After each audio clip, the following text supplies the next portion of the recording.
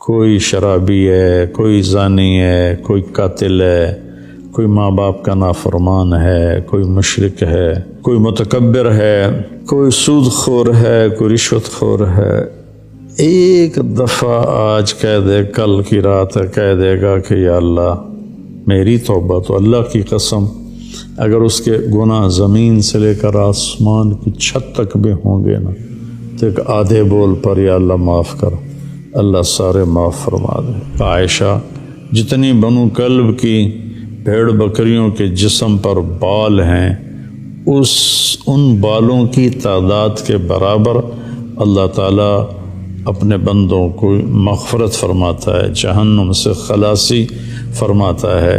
باقی یہ جو کہتے ہیں کہ اس میں فرشتہ اترتا ہے اور سارے سال کا بجٹ بتاتا ہے اور سارے سال کے واقعات، یہ کسی حدیث میں میری نظر سے نہیں گزرا۔ 4 رکعات پڑھو، پہلی رکعت میں یہ پڑھو، دوسری میں یہ پڑھو، تیسری میں یہ، چوتھی میں یہ سب بدعات ہیں، ان کا کوئی تعلق نہیں میرے نبی کے کسی بھی فرمان سے۔ 15 شعبان کے مختلف نام علماء نے رکھے ہیں: شب برات، شب مغفرت، شب رحمت، شب برکت۔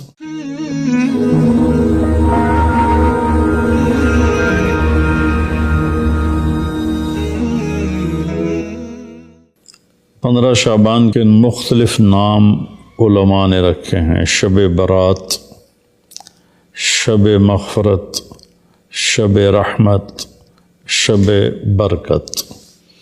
حدیث پاک میں اس کا کوئی نام نہیں ہے۔ حدیث پاک میں ہے لیلۃ نصف من شعبان، 15 شعبان کی رات کو عائشہ فرماتی ہیں میں اٹھی تو آپ بستر پر نہیں تھے، تو میں ڈھونڈنے نکلی تو آپ جنت البقیع میں پہنچے ہوئے تھے، تو آپ نے دیکھ کر کہا عائشہ تو کیا سمجھتی ہے کہ اللہ اس کا رسول تمہارے ساتھ خیانت کریں گے؟ میں تو بقیع والوں کے لیے آیا تھا دعا کرنے۔ پھر آپ نے فرمایا آج کی رات وہ رات ہے جس میں اللہ تبارک و تعالی بنو کلب ایک قبیلہ ہے جن کے پاس بھیڑ بکریاں بہت زیادہ تھیں، عائشہ جتنی بنو کلب کی بھیڑ بکریوں کے جسم پر بال ہیں، ان بالوں کی تعداد کے برابر اللہ تعالیٰ اپنے بندوں کو مغفرت فرماتا ہے، جہنم سے خلاصی فرماتا ہے۔ اس پر شب برات اور شب مغفرت علماء نے اس کا نام رکھا، میرے نبی کی زبان سے یہ نام نہیں نکلا۔ تو اس کی یہ فضیلت ہے کہ اس میں اللہ تعالیٰ کی طرف سے بخشش کا نزول ہوتا ہے۔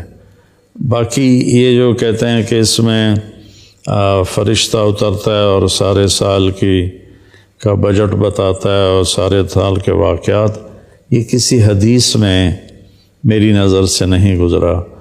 سورہ دخان میں فیہا یفرق کل امر حکیم کا جو آیت آتی ہے، تو اس سے پہلے کی آیت شب برات کی نفی کرتی ہے، انا انزلناہ فی لیلۃ مبارکۃ، کہ ہم نے اس سے مبارک رات میں اتارا قرآن پاک۔ تو قرآن پاک تو لیلۃ القدر میں اترا ہے، تو اگر کوئی کسی قسم کے اعلانات ہوتے ہیں تو پھر شب قدر میں ہوتے ہیں، اس رات میں نہیں ہوتے۔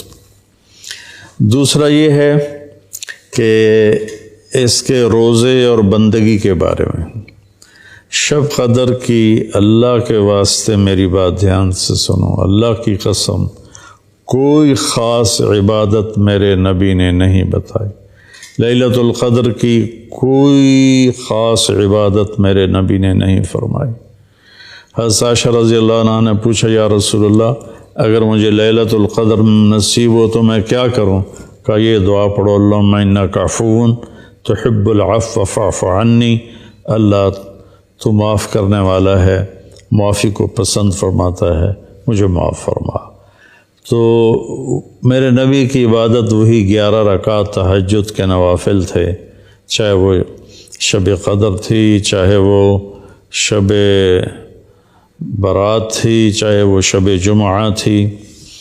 تو اب اس کے نام پر لوگوں نے کیا کیا خرافہ، چونکہ ہم قرآن اور حدیث سے نہیں جڑے، کتابیں لکھی ہوئی ہیں، کس نے لکھی، اس کی سند کیا ہے، اس کی تمیز ہی کوئی نہیں ہے، تو وہ پھر بہت ہی زیادہ 4 رکعت پڑھو، پہلی رکعت میں یہ پڑھو، دوسری میں یہ پڑھو، تیسری میں یہ، چوتھی میں یہ سب بدعات ہیں، ان کا کوئی تعلق نہیں میرے نبی کے کسی بھی فرمان سے۔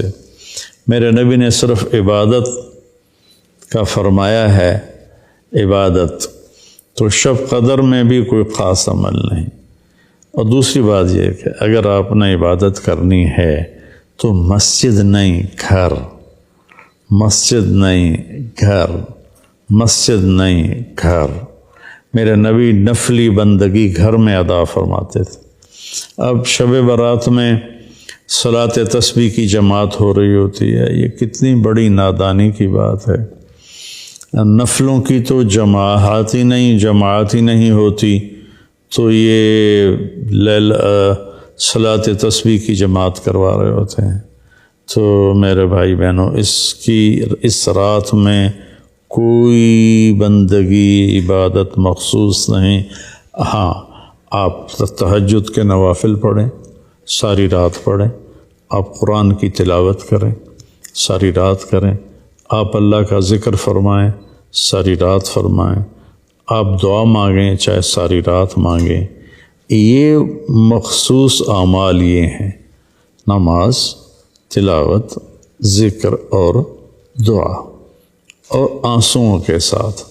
اپنی کھیتی کو پانی نہ لگے تو سوکھ جاتی ہے، ایسے ہی دل میں بھی ایک کھیتی آباد ہے ایمان کی، اسے آنسوؤں کے چند قطرے ہی سمندر کی طرح سیراب کر دیتے ہیں۔ تو آنسوؤں کے ساتھ نہ ہو تو کم از کم رونے والی کیفیت ہو۔ تو یہ تو اتنا سا شب برات ہے۔ روزے کے بارے میں جو ابن ماجہ کی روایت ہے، قوموا لیلہا وصوموا شہرہا، یہ روایت بہت شدید ضعیف ہے، اور علامہ البانی رحمۃ اللہ علیہ نے اس کو موضوع قرار دیا ہے۔ تو اس میں روزہ اس نیت سے رکھنا کہ میرے نبی کی سنت ہے، یہ غلط ہے، اس طرح یہ بدعت بن جائے گا۔ کوئی ویسے نفلی روزہ اس رات میں رکھنا چاہتا ہے مستحب سمجھ کے، نفل سمجھ کے، وہ میرے خیال میں اس میں کوئی قباحت نہیں ہے، لیکن سنت سمجھ کے اگر وہ رکھنا چاہتا ہے تو یہ بات صحیح نہیں ہے، چونکہ روزے والی روایت بالکل قابل اعتبار، قابل حجت نہیں ہے۔ اس میں تمام محدثین کا اتفاق ہے کہ یہ روایت شدید ضعیف ہے، اور شدید ضعیف سے استدلال نہیں ہوتا، اس کو حجت نہیں بنایا جاتا۔ کمزور اس کا ضعف اتنا شدید نہ ہو اور کئی حدیثیں جمع ہو جائیں تو پھر اس میں ایک طاقت آ جاتی ہے۔